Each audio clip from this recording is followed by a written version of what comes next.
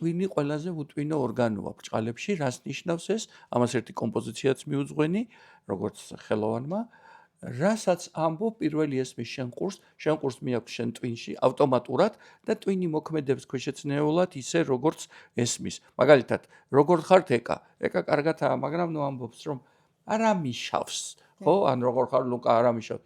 გაიგონა ჩემმა ყურმა რომ მე არ ამიშავს, მთელი ჩემი ქვეშეცნეული, ესე იგი, იმპულსები წამოვიდა რომ არ ამიშავს ადამიანი, ძალიან არ იღიმება, ძალიან ესე ხალისიანად არ მოქმედებს და ავტომატურად გადაეწყო თურმე ორგანიზმი ამაზე.